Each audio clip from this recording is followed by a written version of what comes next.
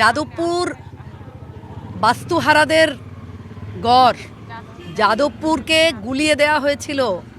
হাজারো মানুষ যারা ওপার বাংলা থেকে পিঠে ক্ষত নিয়ে আর বুকে ক্ষত নিয়ে তারা এপারে এসেছিলেন, এই পশ্চিমবঙ্গে এসেছিলেন, তাদেরকে গুলিয়ে দেওয়া হয়েছিল। সেই সব মানুষ পরিবর্তন চেয়েছে।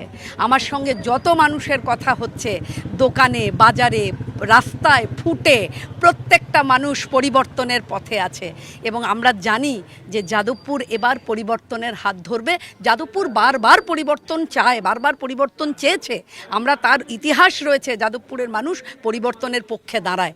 আমরা জানি এবার 2026 আবার যাদবপুর পরিবর্তনের পক্ষেই দাঁড়াবে। দেখুন, আমরা চাই না কন্যা সন্তানরা রাত্রির 8টা বেজে গেলে ঘরে ঢুকুক। আমরা যাদবপুরের মানুষ শিক্ষিত সচেতন মানুষ। আমার যাদবপুরের মাতৃশক্তির কাছে, আমার বোনেদের কাছে আমার এই দাবি রয়েছে যে তারা এগিয়ে আসবে। কারণ আমরা ভাতা নয়, আমরা আমাদের কন্যার সুরক্ষা চাই। আমরা ভাতা নয়, আমরা চাই যাদবপুরের যুবকরা, যাদবপুরের তরুণ ছেলেরা তারা মাথা উঁচু করে বাঁচবে।